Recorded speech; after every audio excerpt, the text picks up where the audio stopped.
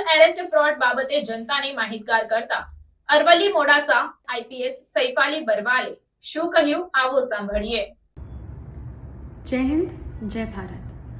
आज मैं अरवल्ली जिला की जो जनता है उन्हें डिजिटल अरेस्ट जो फ्रॉड बहुत कॉमन चल रहा है उसके बारे में बातचीत करना चाहती हूँ।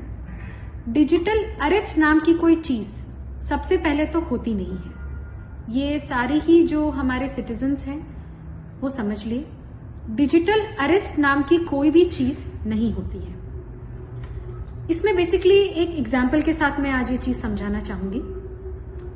एक महिला है, वो अपने घर में बैठी हुई हैं, उनको कॉल आता है जिसमें जो आदमी कॉल कर रहा है वो व्हाट्सएप कॉलिंग के थ्रू उन्हें बताता है कि उनका जो बेटा है जिसकी उसके पास डिटेल्स हैं, बहुत बेसिक डिटेल्स जो कोई से भी सोशल मीडिया प्लेटफॉर्म से मिल सकती है, नाम, एज, कहाँ काम करते हैं या किस कॉलेज में काम करते हैं, थोड़ी डिटेल्स बताकर वो ये कहता है कि आपका जो बेटा है इसने किसी लड़की का रेप किया है और इस रेप केस में अब वो फंस चुके हैं। अगर वो चाहती हैं कि उनका बेटा जेल ना जाना पड़े और इस केस से बाहर आ जाए तो 2.5 लाख रुपए उन्हें दे दिया जाए। महिला घबरा जाती हैं, उन्हें लगता है कि मेरे बेटे को बचाया जाए, पर फिर भी वो डायरेक्टली अपने बेटे को ना कॉल करके जिनका कॉल आया है उस व्हाट्सएप कॉलर को ही बोलती है कि मेरे बेटे की बात करवाइए। कोई भी वो व्हाट्सएप कॉलर कोई भी लड़के की बात करवाता है जो कि रोते हुए कहता है कि मम्मी मुझे बचा लो। जो महिला है वो भावुक हो जाती है, जो कि बहुत नॉर्मल एक चीज है, और वो जब के जब ऑनलाइन 2.5 लाख रुपए ट्रांसफर कर देती है। पर ये जो फ्रॉड है ये वहां नहीं रुकता।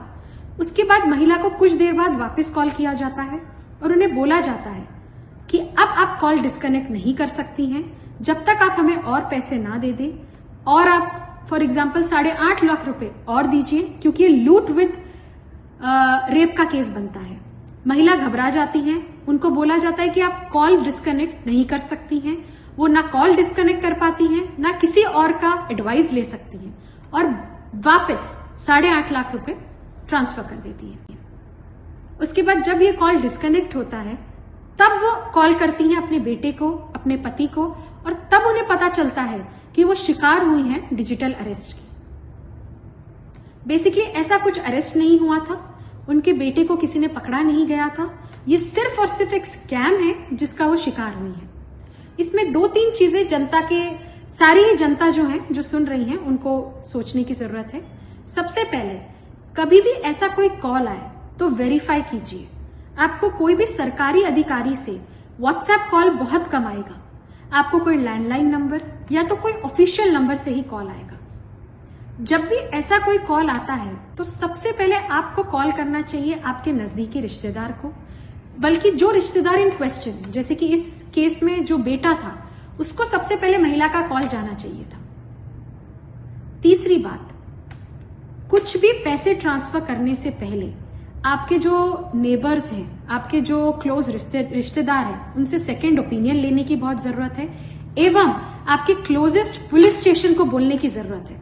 बिकॉज कोई भी केस जिसमें एफआईआर रजिस्टर होता है उसमें कुछ भी पैसे नहीं मांगे जाते हैं। तो इसी से पता चलता है कि ये पूरा एक स्कैम है जिसके शिकार आए दिन लोग हो रहे हैं। मैं एक बार फिर अरवल्ली जनता की जो पब्लिक है उन्हें अपील करना चाहूंगी कि उनके पास भी अगर कोई ऐसा कॉल आया है तो एक कॉलर की आइडेंटिटी एवं नंबर हमें जल्द से जल्द शेयर करें। अगर कोई भी इस तरीके के किसी स्कैम का विक्टिम बने हैं तो हमें जल्द से जल्द संपर्क करें। जय हिंद, जय भारत।